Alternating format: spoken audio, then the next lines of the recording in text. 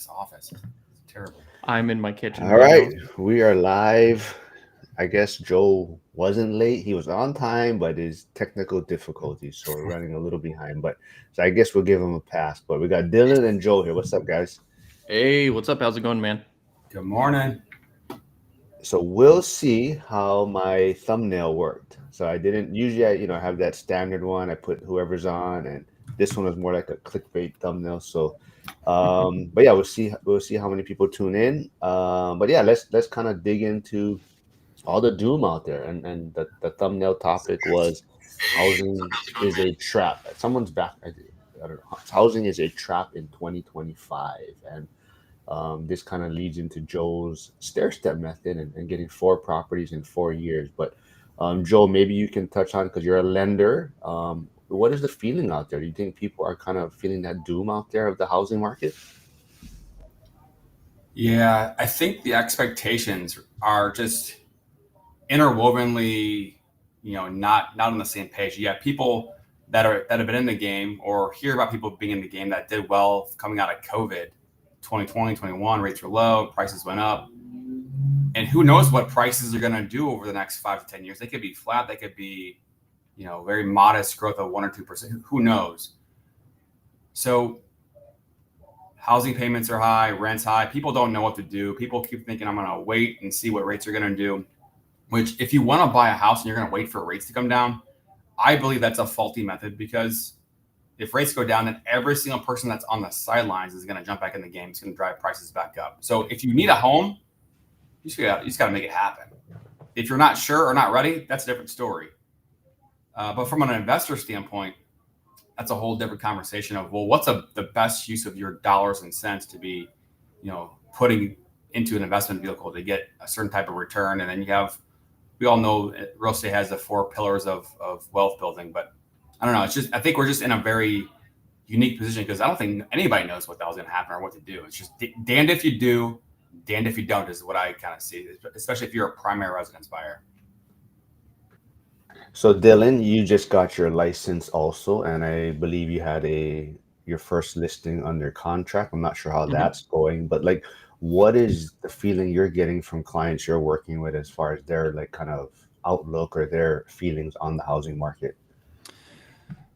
I feel like everybody always looks to us to like validate how they're feeling, whether it's positive or negative. Um, the clients I have right now on the sell side, they are in the process of getting out of a house that they own because they bought another one before selling this one.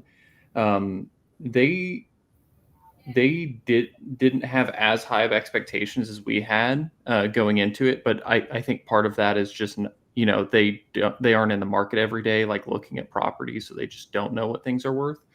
Um, but no, I feel like the buyers and the sellers seem to be a little bit further apart, in my opinion, just since I got my license. But I've felt that way for a while.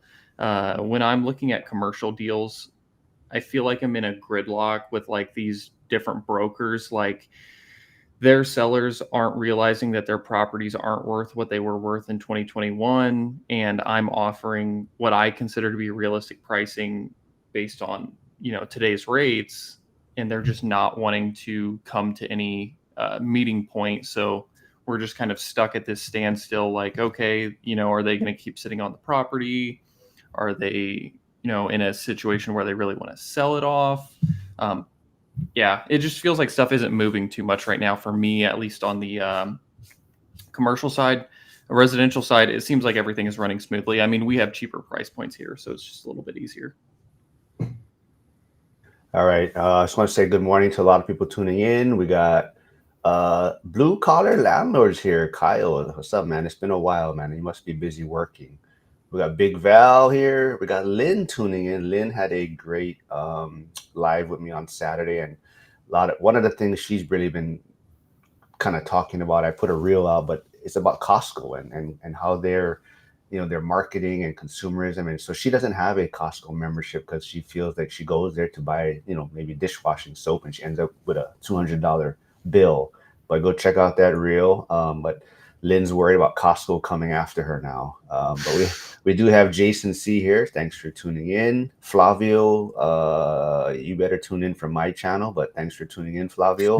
He's on my channel. Yeah, he's tuning in from Joel. I see what you. I know you tuned in for Joel's one for the live that he had the other day. So you want to follow up on Joel's massage therapy one.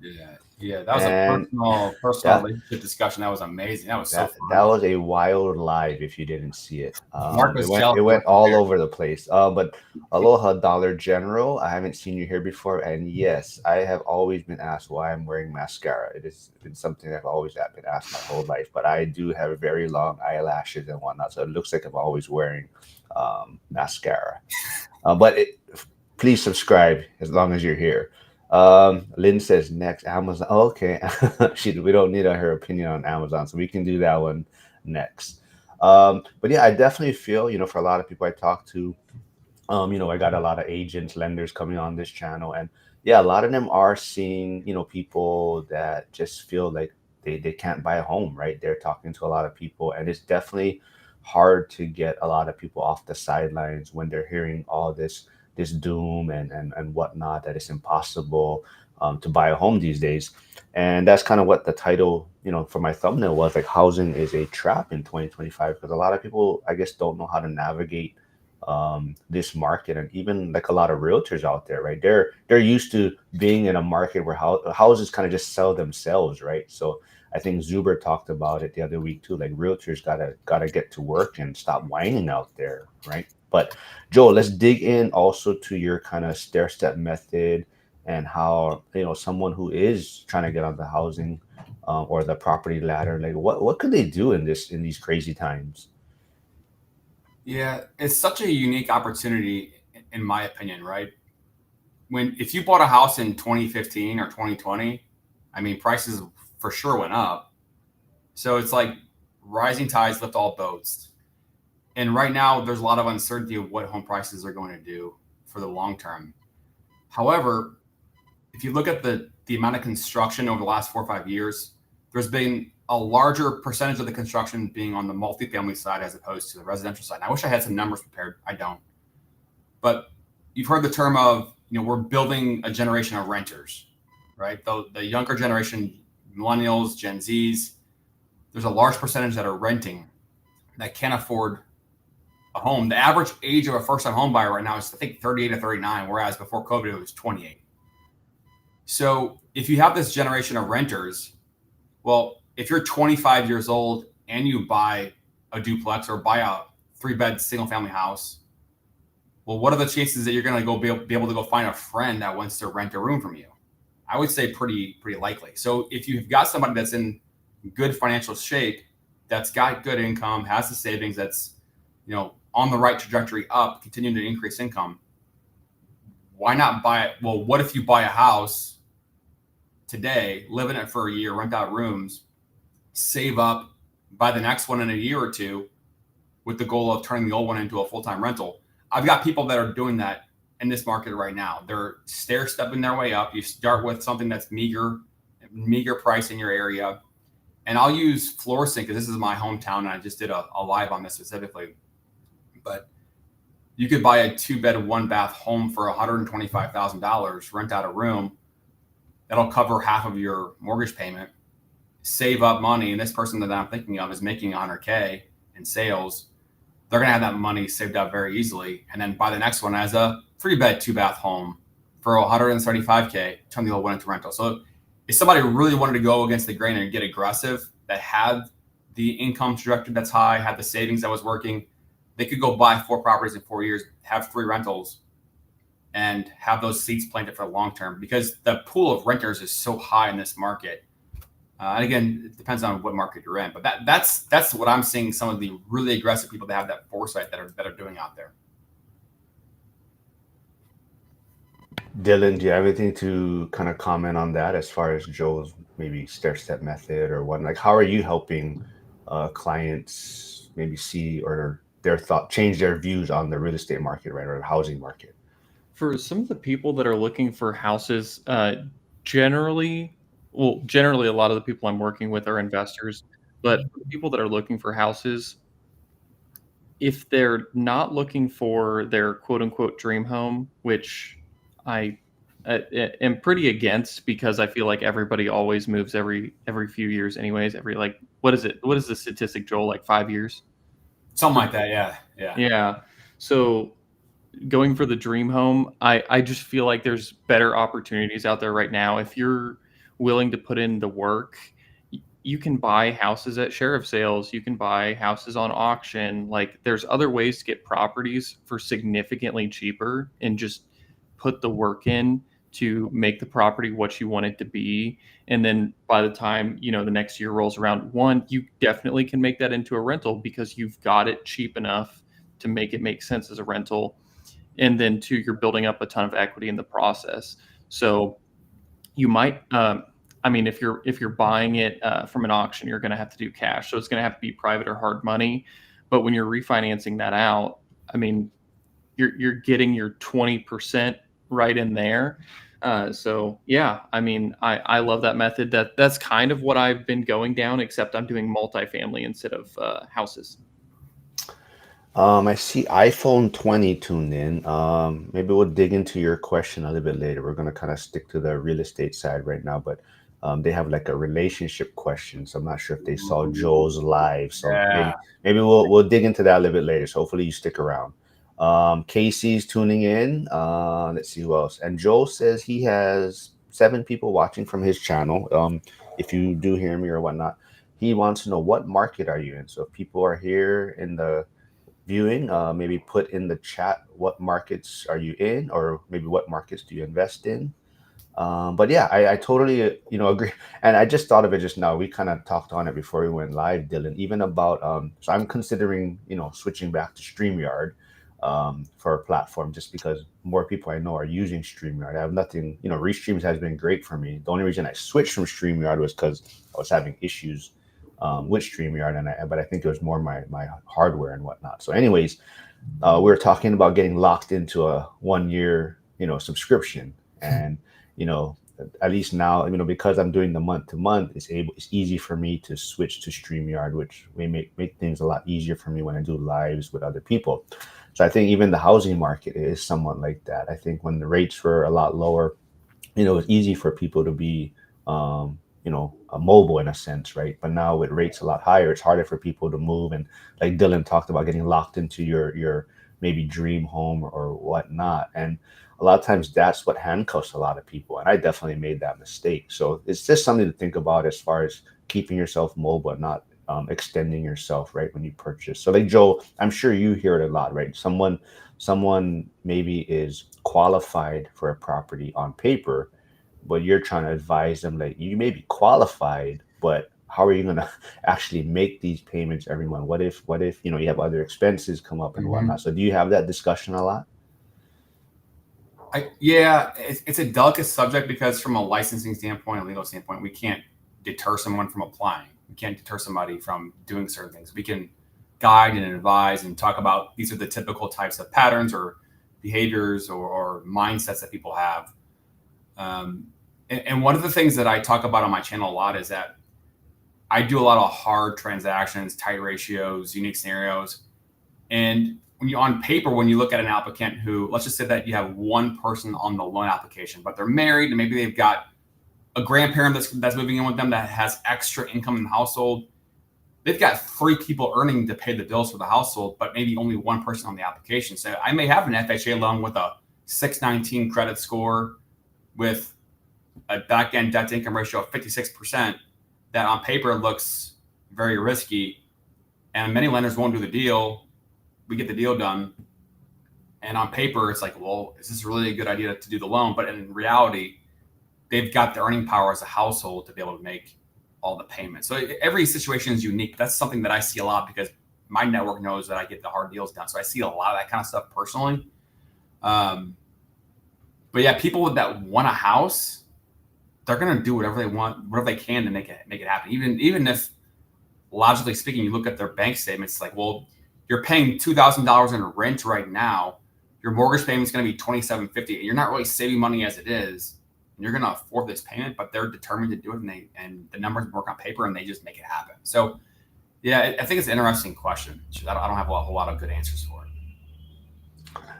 What about you, Dylan? I mean, do you think buying a home in today's market or is kind of a new version of maybe being stuck in the rat race? Like, what's your take on that?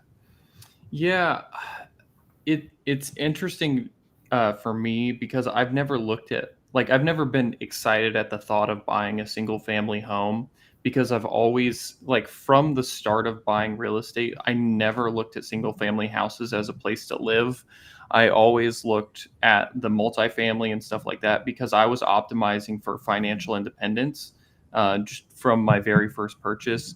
So it's an interesting thing for me, but yeah, it definitely feels to me like if you're buying houses to live in, and I know that's where most people want because they don't have to share walls with anybody, but if you look at how much it takes away from your monthly cash flow, I think there are better things you can do with that than just buying a house to live in. I mean, if you're going to have, like Joel was saying, if you're going to rent out some of the rooms, like that's something that I would definitely consider. But if you're going to put yourself in a situation where 30+% of your income per month is going towards this payment, I just don't think it makes sense to me at all. But then again, if you find something that's value add, I'm not against that either. Like if you're going to be 30% per month, but you see on the back end you can add 50 or 60,000 to your net worth. I mean, I'm not going to tell you not to do that deal, especially when we're looking at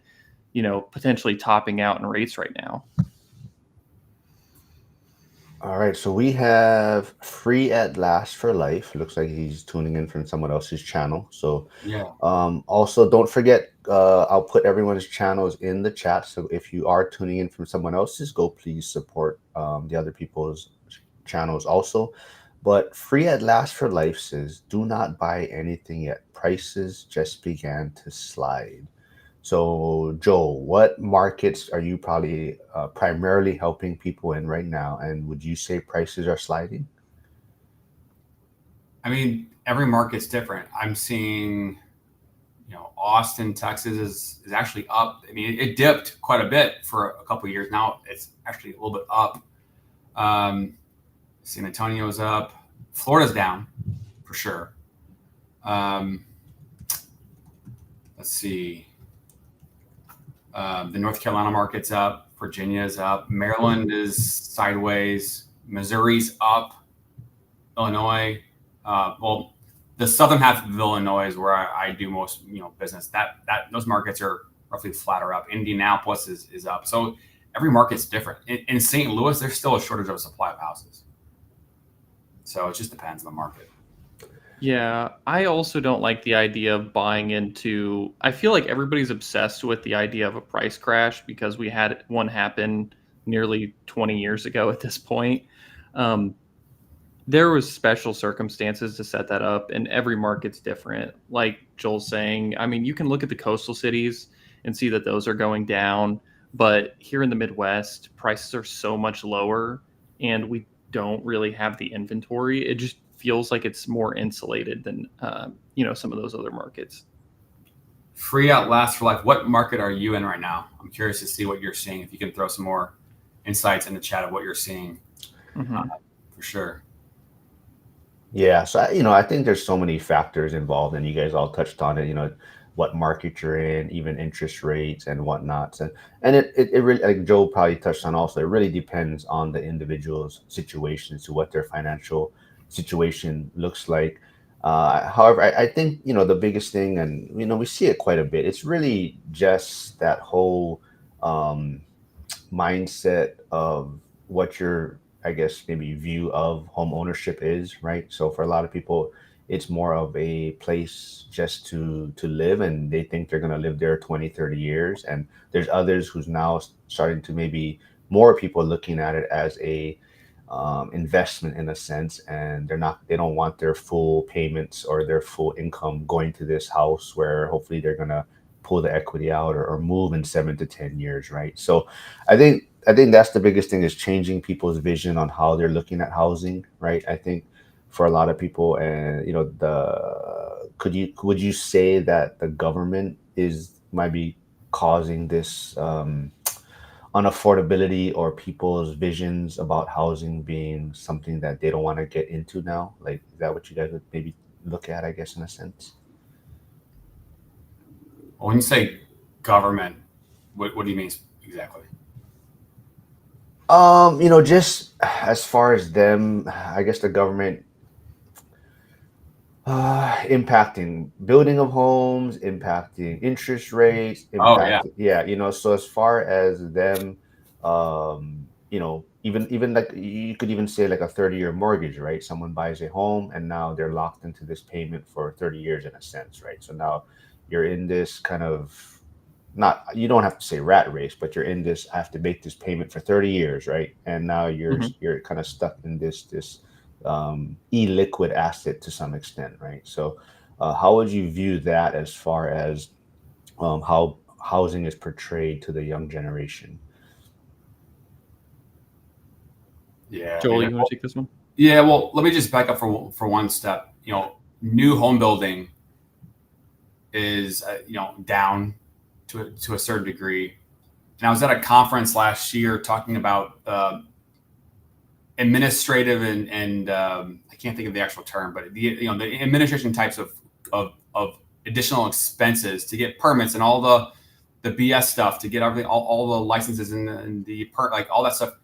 The cost to build a home that has something to do with materials and labor is up by like 13. It's up.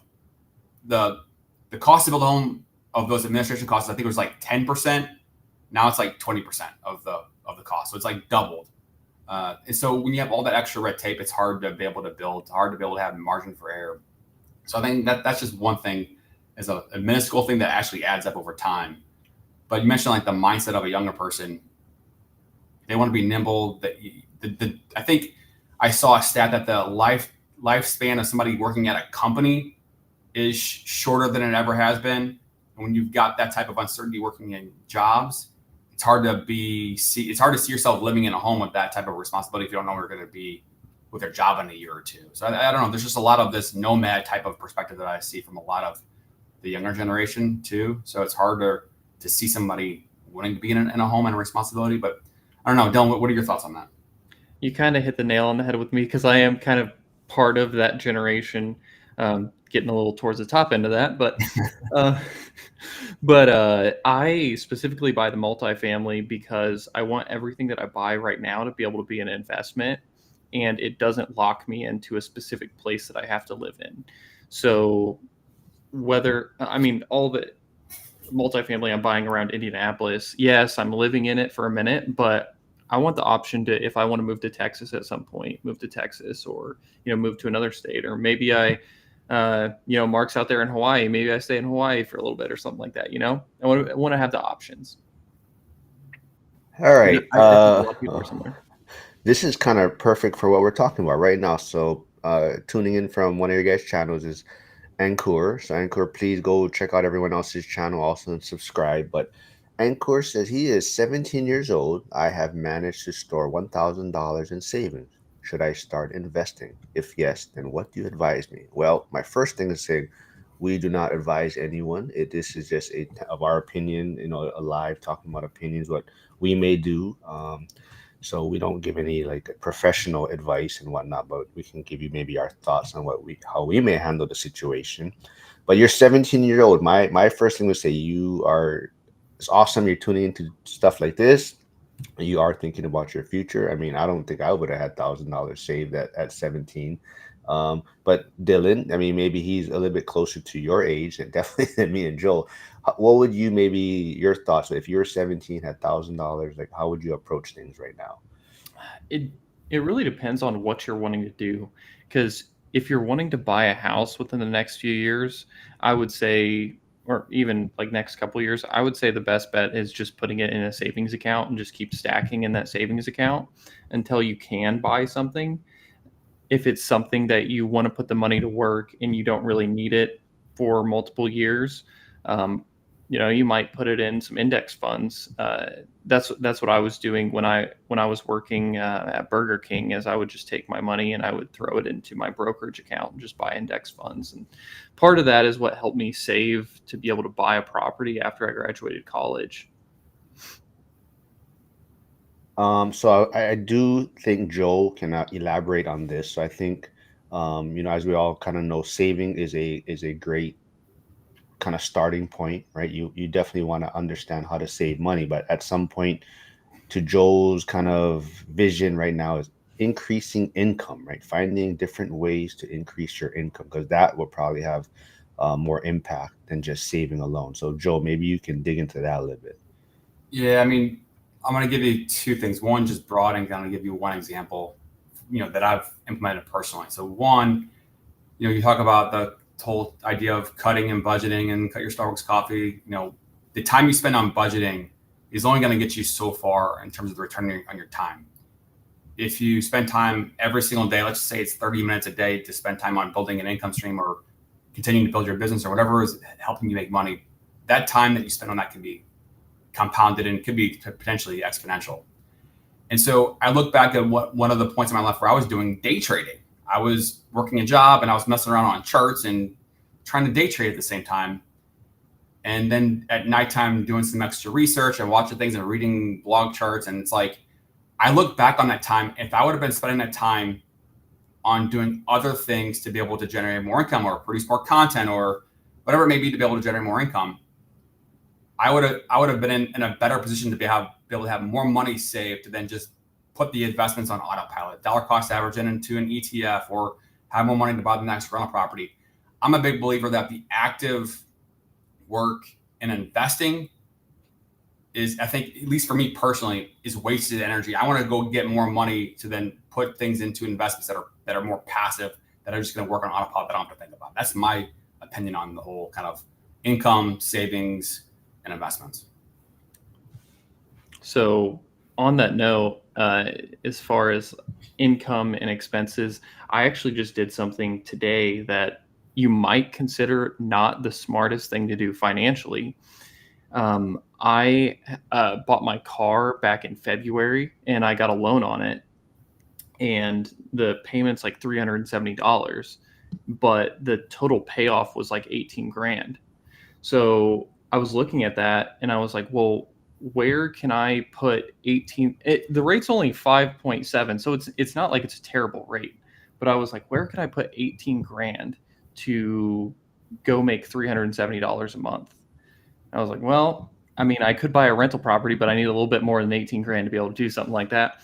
So I actually just paid my car off this morning because I was looking at how that affects my budget, and I was like, well, I'll have an extra like $400 a month if I just don't have this car payment. So I just knocked that out this morning, and I'm like, well, I'll just start saving up for a rental property now. But now my cash flow is going up, and I'm actually at a point now by doing that where net of all expenses, before I work at all, I'm saving like $800 a month because I just knocked that out.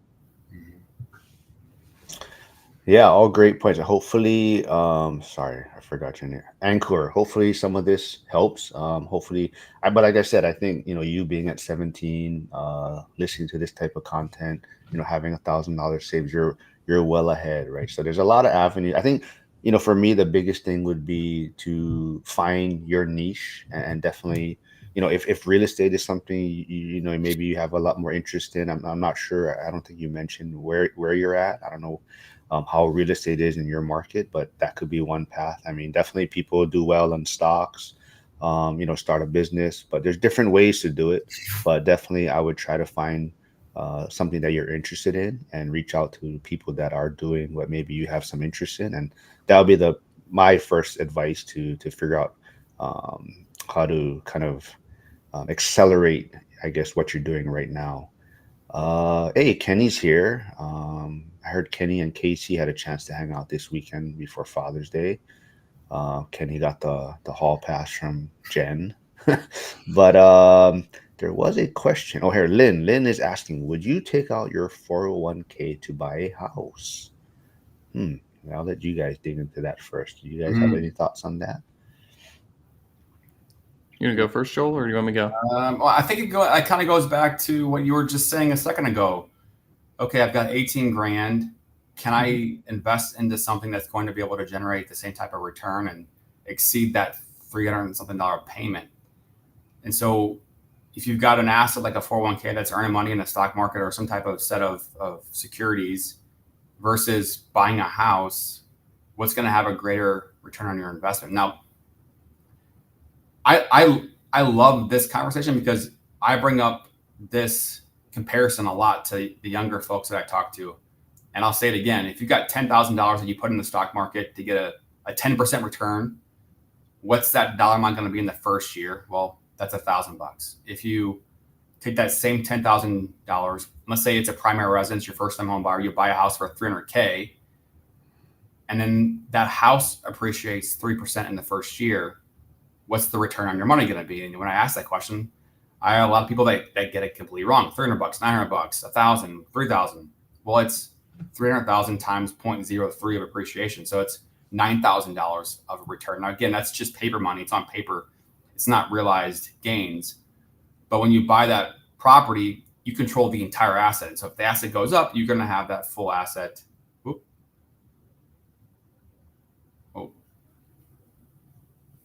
Sorry, I was goofing around with stuff. I was trying to put something on the screen, but yeah.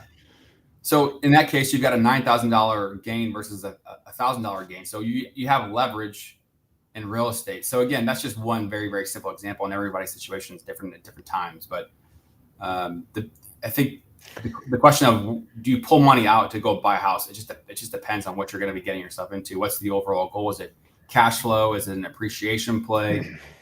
And so when you're in California and you buy a property in the Midwest for, let's just say you buy a rental property for $150K, you're putting 20% down. You're not going to have the same type of appreciation, but you're going to have cash flow and, principal pay down. If you go buy a primary residence in California and you expect 3% of appreciation and the house is $800K, it just depends on the equations we're talking about. Yeah, I completely cashed out my Roth IRA when I bought my 12-plex. So I'm for that.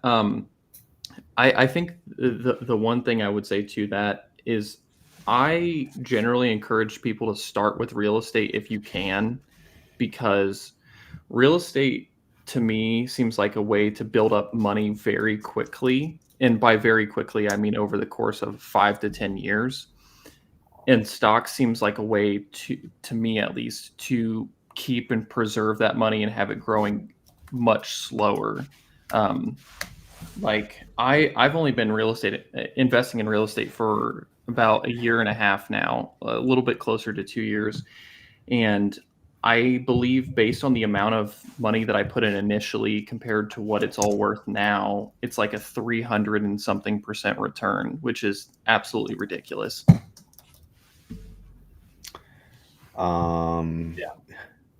Sorry, Kenny's saying they hung out him in Casey because he's trying to keep Casey from not from leaving California. I know Flavio, I forgot to mention too, Flavio said he tuned in from Joe's channel because he likes those $1 massages, so he wants to stay on Joe's good side. But we got VJ tuning in, so VJ, thanks for tuning in. Please like, subscribe. He says he's been following the market and thinking of investing. I've got my eye on a few stocks. I'm feeling bullish about the tech sector. Might put some money into it. Been doing some research, reading up on trends. Want to make sure I'm making smart moves. You guys have any thoughts? I was going to also tell him, check out Dan Bird.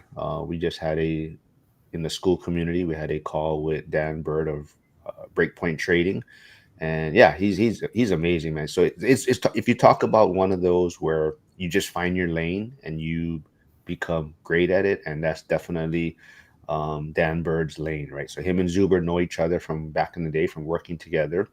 Zuber is more of a real estate guy, but definitely economics and whatnot. But he's more, real estate is his niche.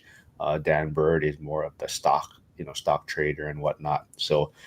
Yeah, VJ, definitely find, your kind of niche or your community. But a lot of people in our community, like Kenny, I believe is here, he does stocks also, but a lot of people, use real estate as that hard asset, and also are putting some of the cash flow or whatever that comes through the real estate into other asset classes, right? Like stock investing, crypto, but maybe even looking at starting a business. Yeah. Let's see. I have a Stairstep. Oh, okay. So Joel also says he has a Stairstep method calculator. If you want a copy, anyone out there, message Joel, um, and you can get you a calculator for the Stairstep method. So if anyone out there wants to or needs to get on the property ladder and wants a way to figure out, I believe, is it for 4 properties in 4 years? Is that what it was, Joel? Well, it's set up for 4 properties in 8 years, but it can be adjusted. And where can they reach out to you? Just go to your channel or? Yeah, well, if you message me on YouTube, comment on YouTube, that's one way. Or if you go to Instagram, that's another way. Joel Farrell, Stairstep Method on Instagram. Sorry, I was putting Dan Bird for VJ. Check out Dan Bird Breakpoint Trading. He also has a good newsletter, free newsletter, very informative. But I was trying to. So actually, I copied one of his photos that he had talking to. I think Dylan touched on like a car payment, and Dan Bird. I was trying to share it now, but that's when my screen got all messed up. But basically, it shows like a person, buying a new car, right? They put the $10,000 down payment, and now they have what it says $1,000 a month payment a month for so many months. Whereas if someone just bought a used vehicle for cash, 10,000, and over a certain amount, over that years of whatever 7 years of monthly payments, all that payment money now you're putting in an ETF or whatnot, or the stock market. Now you'd have this much return on your money or this much saved up, right? So it just shows that how you eliminate this monthly payment. And yeah, maybe you're putting down this down payment up front, but now you have a paid off vehicle and don't have these extra monthly payments. Shows how much it helps with the wealth building standpoint of things. But yeah, kind of, getting back a little bit to, oh, I didn't get to touch on also, because I think Lynn might have been asking about the 401k, because that's something that I did. I liquidated it. And I think, for me, um, it, it always comes down to, you have to know yourself. I think there's a lot of people that I'm all on the side of getting out of retirement accounts. I'm really against retirement accounts now, from how much loopholes you have to jump through if you want your money, and how long you have to wait for it, and all these, you have to understand the penalties if you take it out early and whatnot. But for a lot of people, it's their best option. I think for me, though, you really have to understand yourself, because there's a lot of people that may liquidate it and invest it in another asset class, but they're always going to second guess themselves. And I think there's a lot of people that's going to be the struggle, is that if it doesn't do as well as maybe they think, they're always going to second guess, and it's going to put all this extra burden or stress on themselves. Like for me, I definitely probably wasn't the smartest decision from where I was in my journey. I mean, I did it probably a lot earlier than I should have done it. But for me, like, I don't second guess myself, and I just try to learn from it. So I'm glad I did it. Now, if I was to do it again, I definitely would have probably waited till I had a few years of investing in real estate under my belt, to where I probably could have used those resources a lot more effectively. But that's just me, and like I said, it really comes down to the individual's personalities. For me, I'm not going to second guess it, but I think that would be the struggle for a lot of people, right? Hey, Troy, what's up? So he has a question for you, Joel. He says, hey, Joel, do you need to, or is it helpful to build business credit if you plan on qualifying for an SBA loan? I mean, the short answer is yes. It's helpful. Getting an LLC, getting one of those, 0% business credit cards from like a Truist Bank or a US Bank. Those are really good to be able to dig into and apply for, to get that business credit built up. But also, you don't have to have it built up. If you've got they're going to look at your personal credit as well. So is it good to have it? Yes. Is it required? No. But when you look at the commercial side of real estate lending, that's, if you have rentals that are an LLC, that's definitely going to help you in terms of establishing credit. But to go do an SBA loan, you don't have to have it. Yeah, I think it really comes down to, like Troy's kind of touching on to, is what type of business funding you're trying to get. So like Joe, you kind of touched on the 0% credit cards and whatnot. So those are going to be a little bit easier to get without, I guess you could say, typically having a business credit in a sense. So Mhm. those type of access to those credit cards will be a little bit easier. But if you're talking about like actual SBA loans and the amount you may want to get, then yeah, definitely, trying to build that business credit with the, the Dun and Bradstreet and getting all that set up to have an actual business credit profile, that will probably help you in getting a certain amount for your loan and maybe not having it associated to your personal name. So if you don't have this business credit there, a lot of times the loans may still be associated or attached to your personal credit. Whereas if you have this credit history in the business side, a lot of times, it'll be just in the business credit, right? And it won't be affecting your personal credit side. So, but yeah, let's see what else. That's all we got right now. Anyone, any more questions, or we're just gonna? Well, there was one thing I wanted to dig on with Dylan, Mm-hmm. kind of that idea of stair-step method. I gotta give the buy a single family property and go find potential people in your network to rent.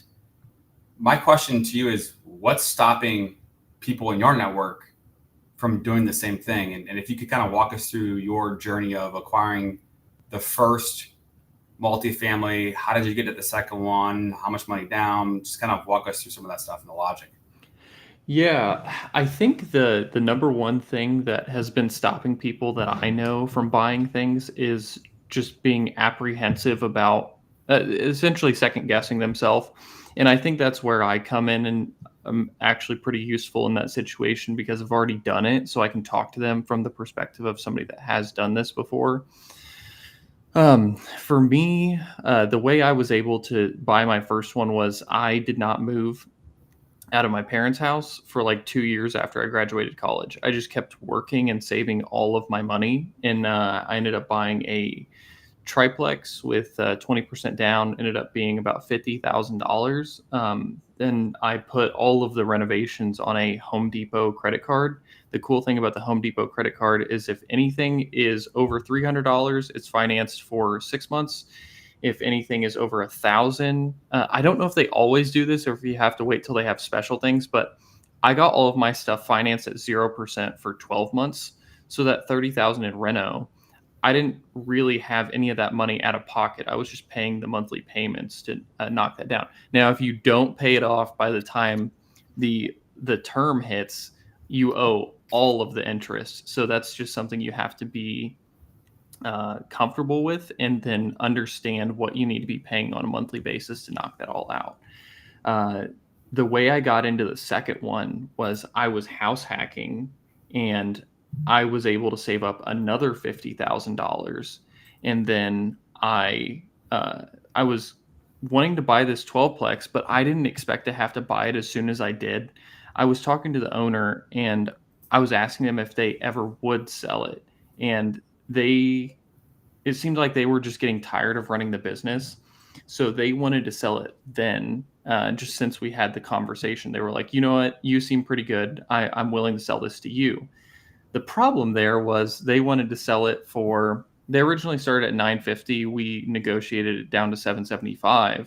But even at that, when you go get a commercial loan, you're putting down 20%. At a minimum, we put down 25%. So it was like $232,000 that we needed. I was not going to even be able to qualify with the bank from a personal finances perspective to be able to get the loan for like $550,000.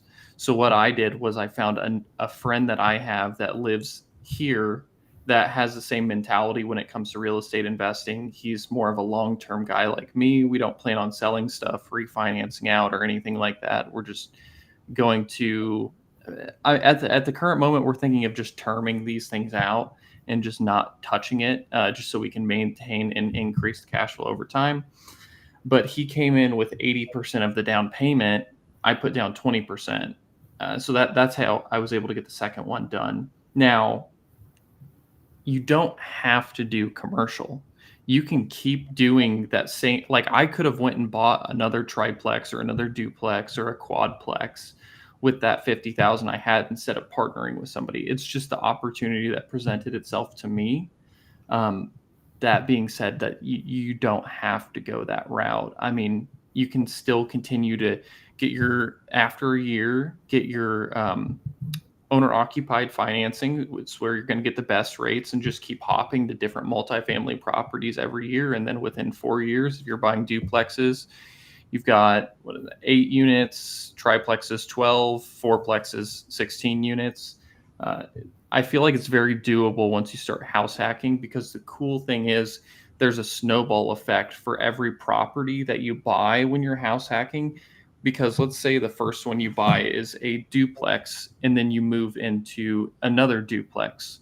Well, in the first duplex, since you're living in one of the units, you only have one rental. But when you move into the second one, you actually pick up that unit that you were living in as a rental, and then you pick up another unit. So you pick up 2 units that time.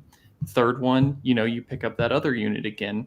So it just really snowballs, and the income seems to build faster and faster as you're doing that process. And your savings. The first one that you did as a primary, what type of loan did you do? Conventional or FHA? Yep.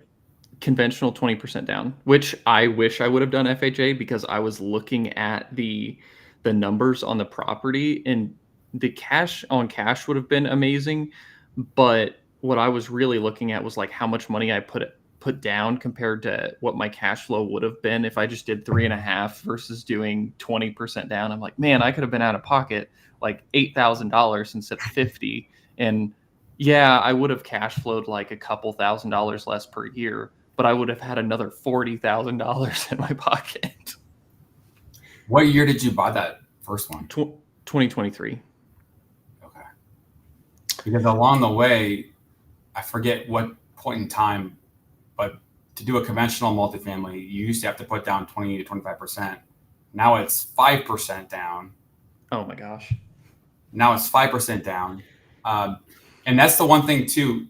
If you have an FHA loan on multifamily, you can't buy the next one with an FHA loan. You can only have one FHA loan at a time. So kind of maneuvering between the types of loans. If you do a conventional loan, let's just say that it's a conventional loan, single family, and then you go to do a multifamily. If you do FHA, you can't use the leases on that departure property. You can only use tax returns for rental income. So for FHA, if you've got other properties that are rentals, you have to use the tax returns. So whereas conventional, if I'm leaving that property as a departure, you can use the lease to offset the payment. So that's why one of the things we talk about that's so important is somebody who has an FHA loan on multi and they want to buy the next one as a multi using conventional, you got to make sure your credit scores are strong and building up, because to be able to get to conventional, it's more credit score sensitive. I mean, my rule of thumb is that if you're over 720, that gives you at least the best shot to get into a conventional loan. 680, you're in that gray area. But to be able to offset those payments, you have to be in a conventional loan, not FHA. Yeah, when I was buying mine in 2023, I was talking with the lender, and they were originally saying that I had to put 25% down if they were going to sell it to Fannie Mae. But I found that Freddie Mac will actually buy them if it's 20% down, and I was able to get it done with 20% down instead of 25. All right, It could be flipped the other way. I could be completely wrong on that, but one of those two. November 2023 is when that rule went into play. So you probably I bought it in August. Yep. So right before the rule went into play. Yeah. So we got Sarah Garrett tuning in. Thanks for tuning in. She's driving, so she's not going to be able to interact too much, she said, but thanks for stopping by. But back to kind of Troy, he says, I want to be able to leverage financial access to capital. So thought it is to build. Yeah, I mean, building good business credit can be useful. And that kind of also leads into Esther's next question, which we can kind of dig into a little bit. So Esther says, Esther's in Seattle or Tacoma, Washington area with Dion folks, but she says having W-2 job will help in investing in real estate. It'll be easier to get loans. So that is kind of, so to Troy's point, he's trying to figure out ways to get capital, probably without having to use like a W-2 income and whatnot. So I always wonder, I understand W-2 has its benefits. People can use it for the income and help get them loans. But I'm almost starting to look at it how some people are, staying in their jobs for the medical, or they're staying in their jobs for whatever benefit. So they're staying in their W-2 because they're like, oh, it's easier for me to get loans for these particular reasons. Where I'm trying to look at things more as if I want to be creative or I want to be able to get capital in different ways. So I don't need a W-2. And yeah, you might pay even like DSCR loans, right? You might pay slightly a higher rate, but the process is so much easier, right? So I think it really comes down to at some point, yeah, your W-2 is great to get easier to get loans, but ultimately, right, that you want to be able to figure out ways to access capital so you don't need your W-2 anymore. So that's the way I would look at it. You guys have any thoughts on that?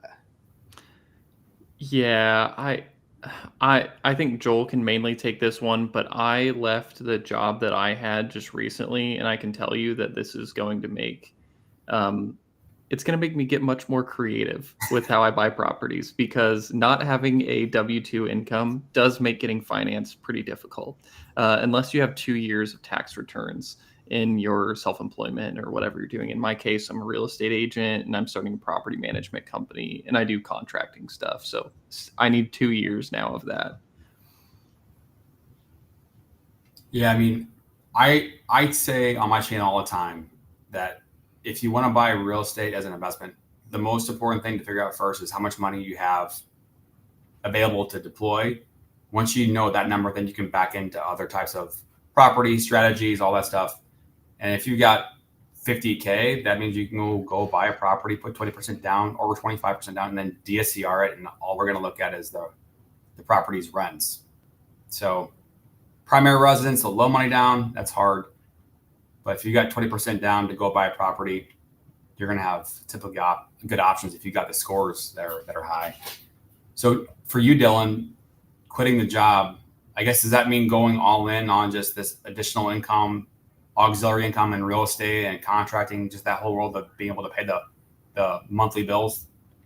So that's the thing. And that was part of paying my car off, because I was looking at my monthly budget and I saw that, after all of my rents and all of my monthly expenses, including like gas, everything, that I was left with about $300 a month. And then I was like, well, if I pay this car off, I'll be left with about $700 a month. And then I'm getting my health insurance switched to my fiance's health insurance because she works for a company, and I can get insurance through her, and that's going to cut my bills by another $300 a month. So just trying to stack some of these things to make sure that I have cash flow left over every month before I even work at all. So whatever I make as an agent doing, I've been spray painting a lot of houses for my partner, because he bought a few renovation properties that needed renovated recently. So I've been doing that, and then I was going to start property management. But yeah, I looked at like all of this stuff I'm doing as I'm going to do whatever it takes to make real estate work, just doing real estate full time, so I don't have to do anything else, with the objective of eventually growing the PM to maybe 20, 30 doors, and then starting to put together, not necessarily syndications, because I don't tend to like the idea of syndications too much, but just partnerships where I have maybe one or two investors that are buying multifamily properties with me. All right, so you can dig into that after, because Flavio was asking about syndications for you. But I want to say good morning to Jen tuning in. Jacob, haven't seen you here, so please subscribe. Where do you invest? You said property, but I'm not sure if there's a certain market you invest in. Old guy REI is here, so that's why I was showing the shirt. So I'll quickly show it again. So he is selling ORAT t-shirts to raise money to donate to the Blind Center, where the one rental at a time event will be held in February. So that is the front of the shirt. And here is the back of the shirt. I found my tribe. So I'll put the PayPal link in the chat. If you haven't and want to pick one up, go pick one up, please. Jason said, yeah, what a really nice shirt. But yeah, Flavio did ask earlier, Dylan, I think it was about, are you considering doing a syndication eventually? I'm not sure if he means putting together your own syndication or investing in a syndication. So maybe you can touch on both sides. Yeah, I think he means putting together a syndication. I don't think I'd ever put money into a syndication. just because of what I'm trying to grow. But I wouldn't do a syndication in the sense of having like hundreds of investors or tens of investors invest into a property, because I just don't like that dynamic of having to communicate with so many different people. I would rather just have a few guys or girls that are relatively sophisticated in real estate that I can show them, hey, I found this 20 unit apartment building. Here are the numbers. Is this something you'd like to put money into? I have my own property management company, so I can manage it for us. And this is what the return should look like. And if that's something they're wanting to do, then I'd be happy to put together partnerships like that. But in the traditional sense, I don't really want to do a syndication, just because of one, I feel like there's a lot of bad stigma out there around syndications, but then also I'd rather just have a few really good partners that I can work with. All right. So yeah, Troy says, I'm with you, Mark. I think I want to have enough cash flow with my assets to step away and make real estate full time. He says, well, I'll just say Sarah's one first because it's kind of Dylan just talked on it. But Sarah says, hey Dylan, if we decide to scale up after our rentals are paid off in 40 to 48 months, we might consider partnering with you. So there you go, Dylan. Sweet. You might have to fly out to Indiana to check out some of the properties. And then Troy is asking, hey Joe, what is your knowledge of DSCR rates in Midwest area? My partner and I are trying to get a 12-plex under contract in Des Moines, Iowa. Yeah, the long and short of it is, one, you're going to have a pricing separation. If it's 4 units and below versus 5 and above, you're getting to a different kind of back end secondary market. If you're talking about a 4 unit and below, you're talking about rates in the 7s. If you put a lot of money down, do a 3 to 5 year prepay, you can get into the 6s. And again, when you talk about residential lending, there's no prepayment penalty. In the commercial world, you have a prepayment penalty, 3 to 5%, depending on details. So that prepayment would be rolled into your payoff if you were to refinance or pay off the loan. So if you're talking about a 12 unit, I mean, there's options that are going to be in the 6s to the 7s in all reality. Sarah says, yeah, Dylan, we've thought about doing syndications also, but that too was my reservations. Is she referring to starting a syndication or investing in a syndication? Investing in a syndication. And I don't know, it just makes me nervous, the fact that there's not one main person or like main 2 or 3 people to be held liable for anything. Like a syndication is usually just like a ton of people working together. And then you have all of the investors. So I'd rather it just be like, if it was like Sarah. I've also talked to Jack because he wanted to invest in the Midwest. So, maybe just like a few people that really understand real estate, but they want to get into the commercial multifamily side, but don't want to do it by themselves, or maybe it doesn't make sense in their market. So just, pooling together a few of us, a few of money from each of us to be able to do the project. I also think that the GPs need to be held liable to a lot more than it seems like they get away with now in some of these syndications. Like one thing that I've always told my partner is if anybody is getting liquidated in the event of you having to sell a property, it should be the GPs first, and you should try to make sure the LPs get fully paid back, because you're never going to raise money again if you end up burning a deal like that. And I don't like when they just roll in their acquisition fees and stuff like that as their down payment, like as their portion of the down payment, because it doesn't feel like real skin in the game to me. So I will give my short take on syndication. I have invested in syndications. I probably lost all my money. It probably went exactly how Zuber said it was. Everything was going well. You're getting your quarterly distributions. The rates changed on a lot of people.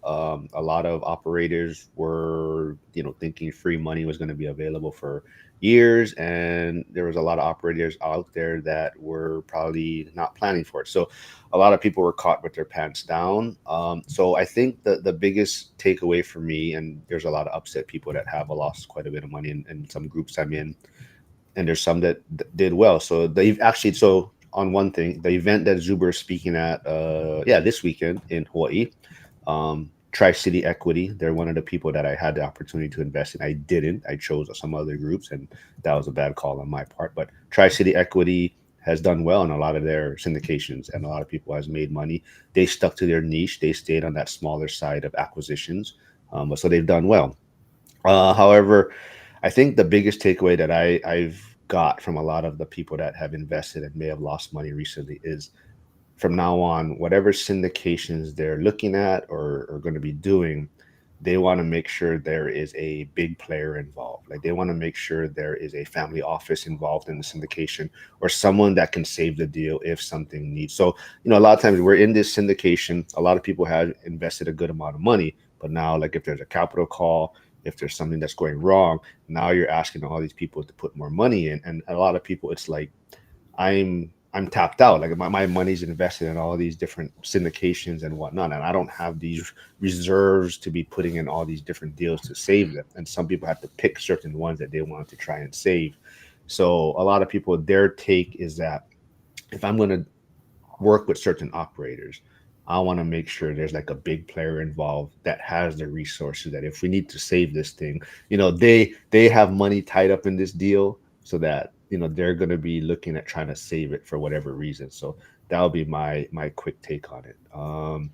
Let's see. Sarah says, Mark, can Dylan give an example of what he'd like a partner investor to look like?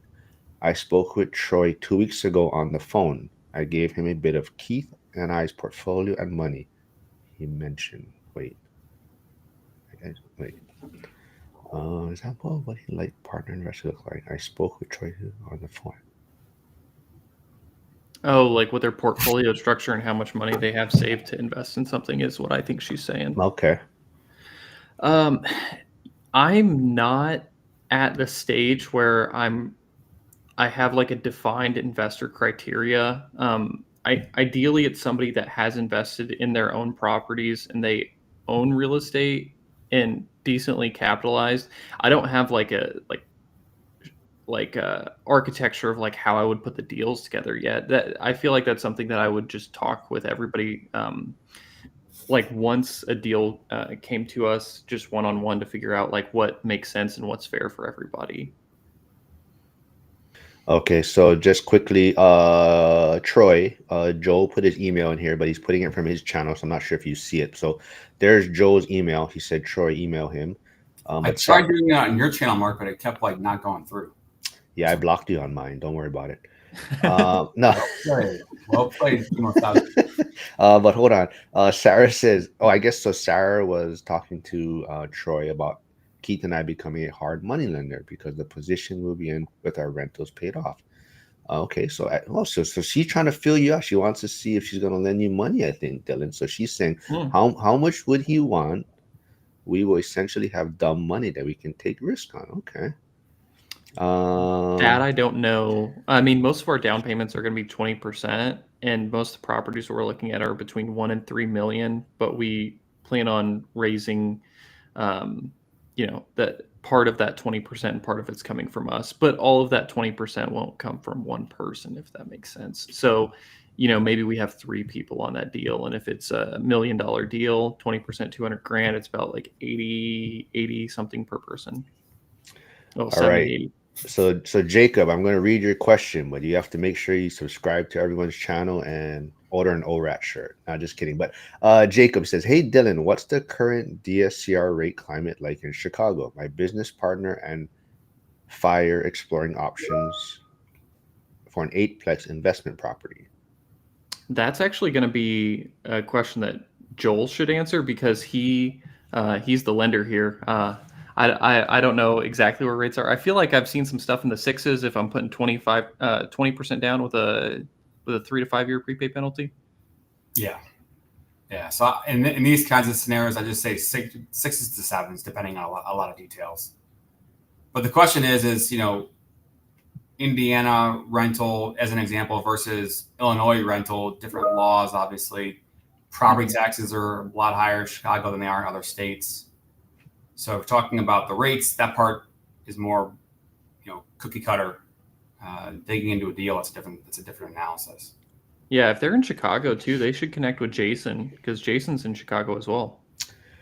Yeah, if Jason C is still here, maybe you and Jacob can connect. Jason is in Chicago. He invests. I think he might have just closed or went under contract. I forget for a recent acquisition. So, I guess maybe also for an eightplex, Joel, do you have lenders that do 30-year rates or 30-year lending, 30-year more on? Okay, just making sure. So, Yep.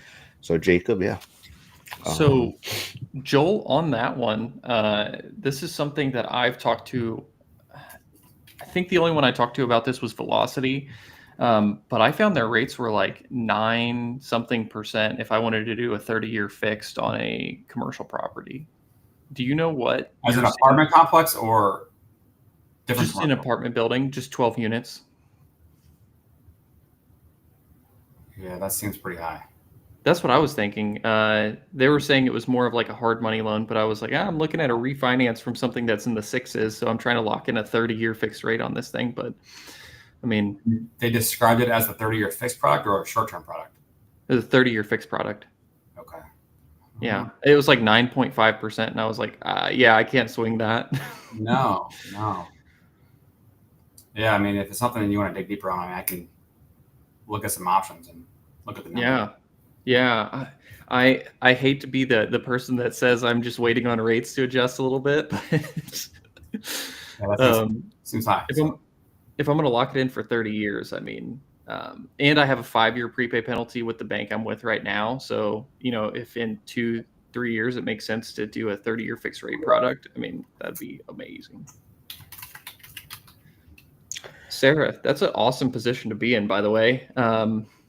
You guys are going to stack a real estate portfolio pretty quickly there. Yeah, definitely. So on that point, I think, generating, extra cash flow and having reserves and whatnot is kind of all what we're striving for. And, we are kind of touching on the doom and gloom and people definitely looking at housing as very unaffordable and maybe not knowing how to navigate or get involved. But I think the biggest thing is you definitely, you got, try to stick with it, get over that hump. But as you build your portfolio, things definitely, do get a lot easier. But I think it's just being around people like this that can tell you that, yeah, you're going to have struggles, but if you navigate it properly. But I think, a lot of times it's just people have this mindset about housing too, right? So do you guys think maybe we've been lied to about the security of home ownership? We can wrap things up maybe on that final topic of home ownership and the doom and gloom out there, maybe. I don't know. I feel like there's a lot of things on that. Like when people tell you that it's just cheaper to be a homeowner because they're directly looking at the rent versus like what the mortgage payment is, that's not really all in, because if you have I've been replacing ACs. So one AC, at least where I'm at, is like $5,000, but that's because I do a lot of volume with the guy that is doing my AC units.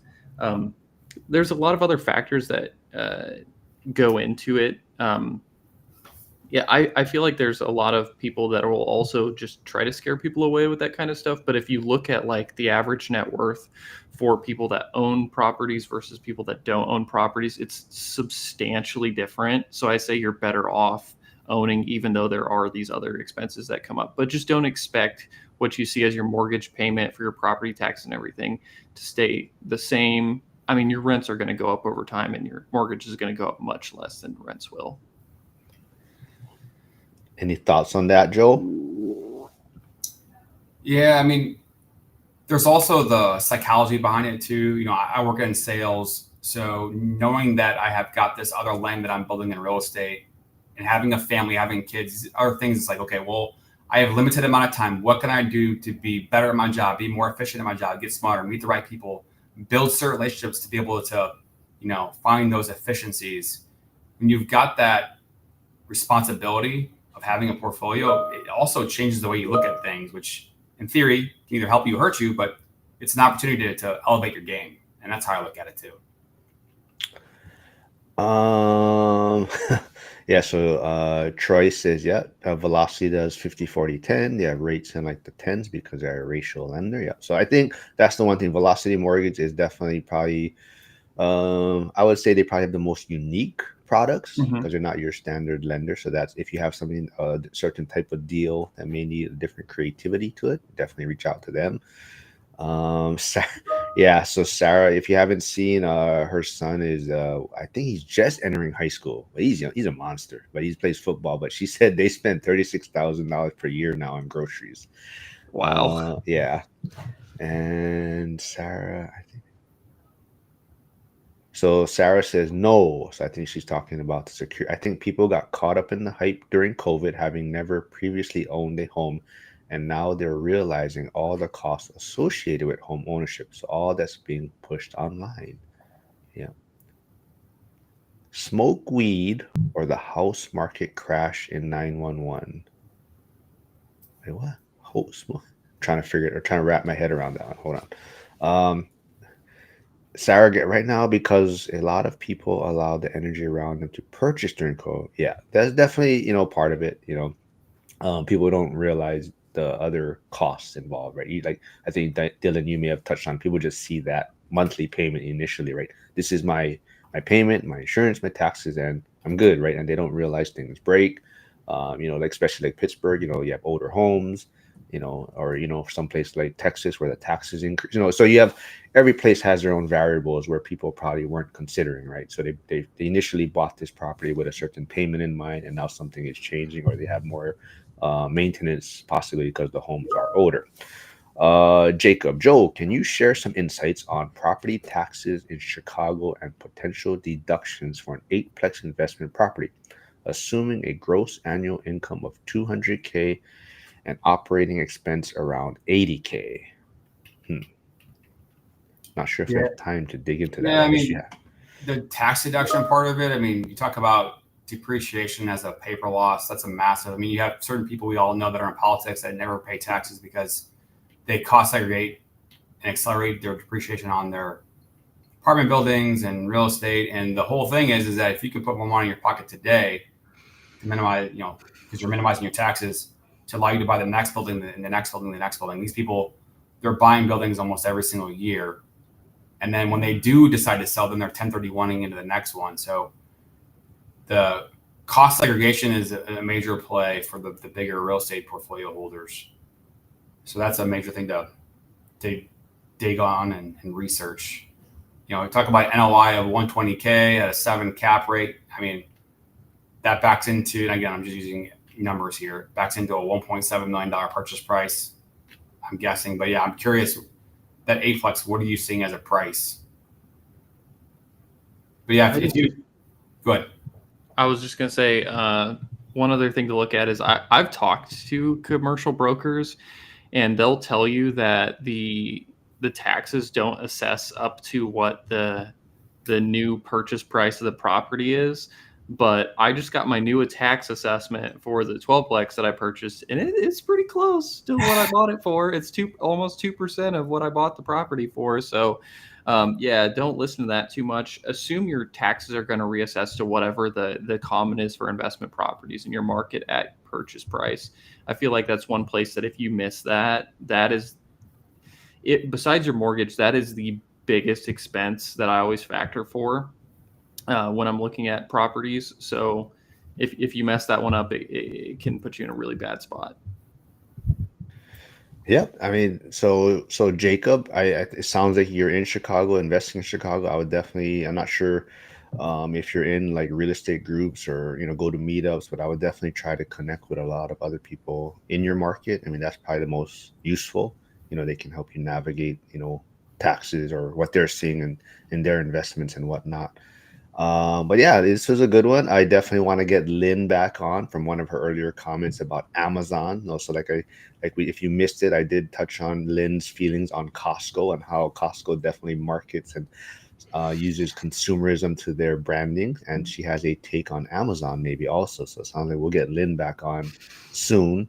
But let's wrap it up then. So I did see this reel. I forget who it was. I saved it. I gotta go look again. But it was very interesting because I know a lot of us we're trying to help others maybe get started, change their mindset, get into investing, get on the property ladder.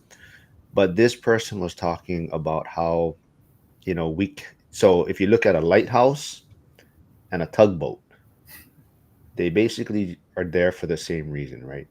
You're trying to bring someone ashore or help them get to shore.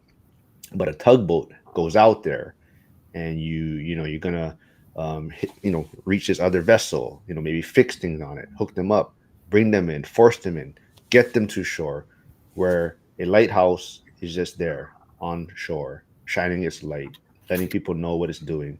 People can use the lighthouse, they can follow it, but that's kind of what you know, I think what we're trying to do. And I think some people get frustrated because they're trying to be that tugboat, right? They're trying to go out there and then drag people back into doing what they're doing.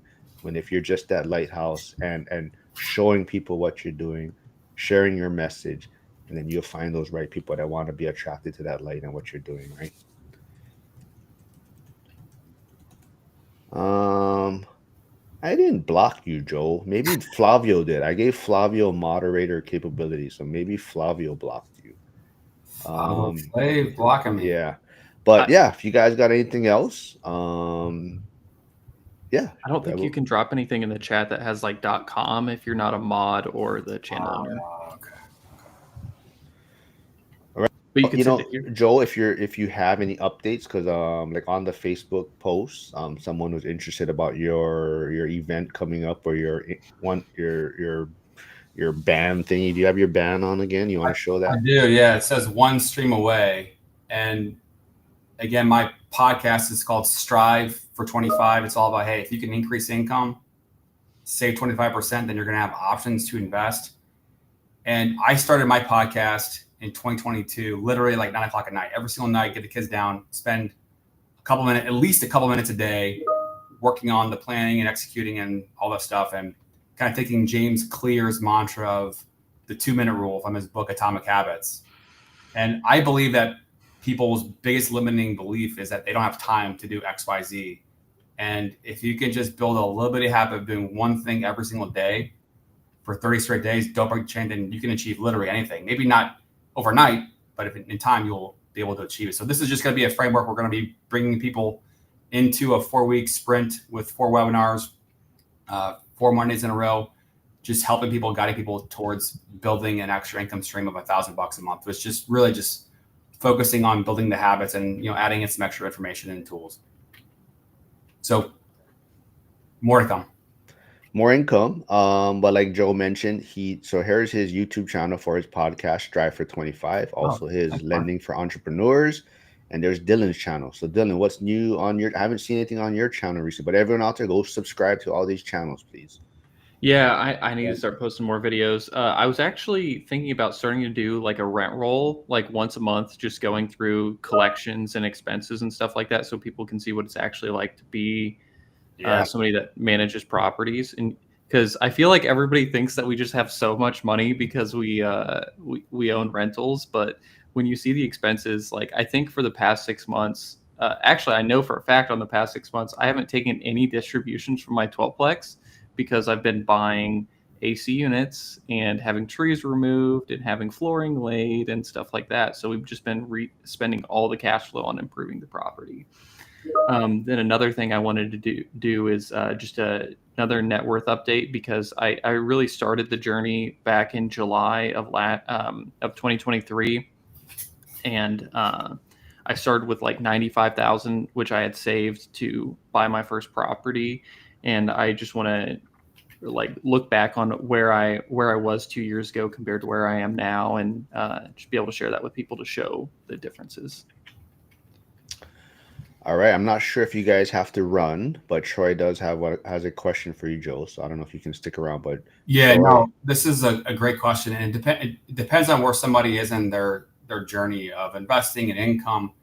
But like me right now, I'm trying to build my mortgage business into a machine that I can just dump money into, say, marketing, ads, have the systems built up to be able to handle the business so that I can bring in more revenue and then be able to deploy that cash and invest, right? So Well, can I read the question first so people know what we're talking about?